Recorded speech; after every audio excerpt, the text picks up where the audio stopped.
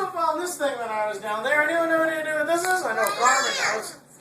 This is a scallop. A lot of people want to know what I do for a living in the wintertime. I dive for scallops. Our season begins in the middle of December, goes until the end of March. So it's only in the winter time that we can legally harvest them. 99.99% of the scallops are harvested by draggers, not by divers.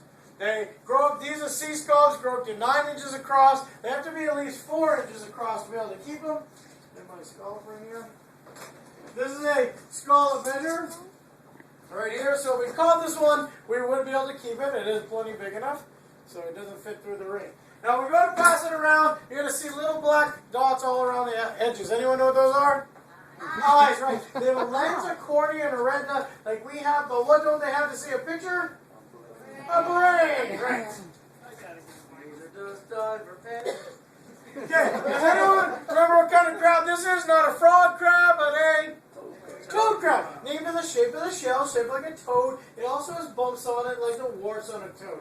Toad crabs are small, and they have little teeny claws. So they can't defend themselves well. They rely on camouflage. Whatever's around them, they'll take off and stick on their backs for camouflage. Can you see me, Bethany? That's what I want to know.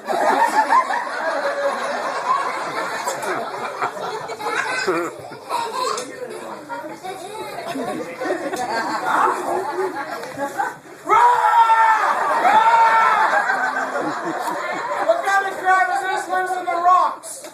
Rock crab. Rock crab, right. Fishermen here call rock crabs quick crabs. That's because they're really quick. They try to pinch you all the time. But sometimes I like to challenge them. I'm going to try to kiss this one before it pinches me.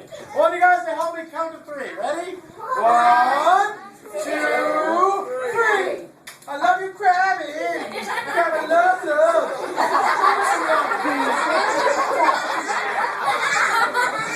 If you guys eat crab meat here, this is the crab you're eating. Very tasty, yummy, yummy. Crab.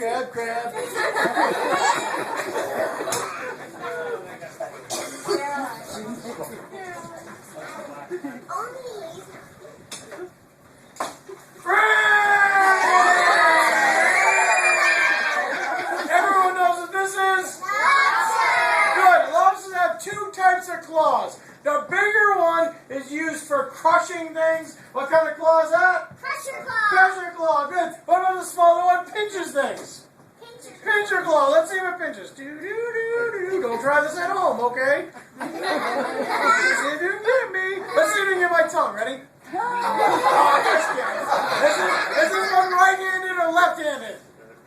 Right-handed. Whichever side the crusher claw is on. What about this one? Left-handed. Half the lobsters are right-handed, half are left-handed. If you ever want to tell a boy from a girl for whatever reason, you just take a look right where the tail and the body meet.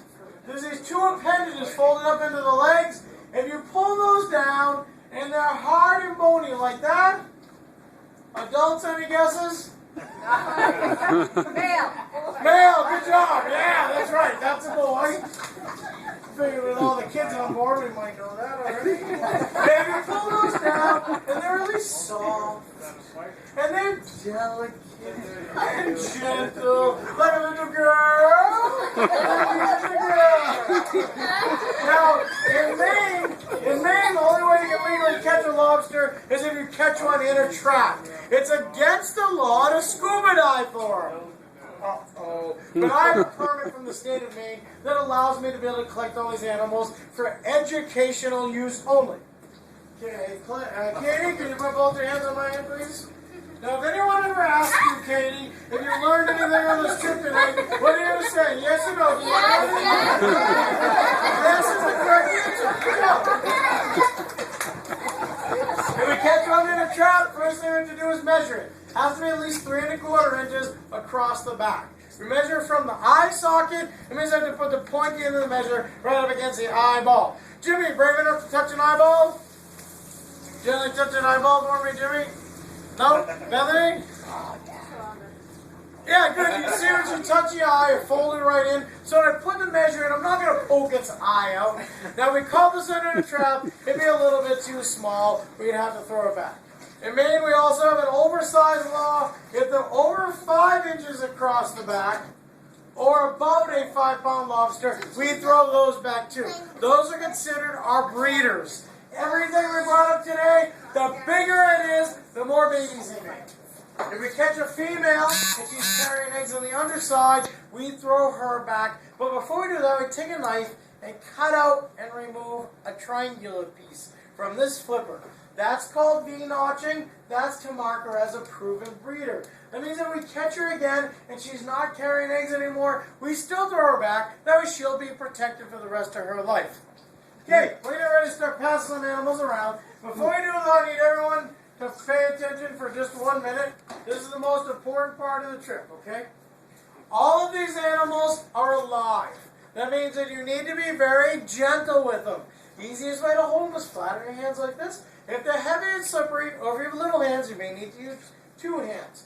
You guys are welcome to pet anything that you want. You can kiss anything. Just remember, if you do kiss the butt end of the cucumber, some poop may squirt into your mouth. I'm going to choose the mouth end to be safe. Whoops, was that the mouth end? Now, I don't want to see anybody poking, no squeezing, no twisting, no pulling, and no chewing of the sea creatures. Do you promise no chewing? Okay. The lobsters, I'm going to put rubber bands on them so they don't pinch you. You want to hold a lobster, hold it by the back like that. Hold on to it tight and make sure to flap its tail to swim away. That way you won't drop it. They're probably going to start frothing at the mouth. That's normal. They're just breathing. They're removing oxygen from the air. Lobsters can live up to 3 days out of the water. Crabs, I'll bring around to you guys. This one's going to be, we're going to have to put little teeny bands on it. Remember that baby one we saw in the beginning of the video? Isn't that nice? There he is. This is the one we saw in the very beginning. I'm just a little teeny lobster, want to eat your nostrils. All right, you guys clear out the boxes. We'll pile sea creatures on, then you guys can crawl right back on. Woo-hoo-hoo! Coming right through.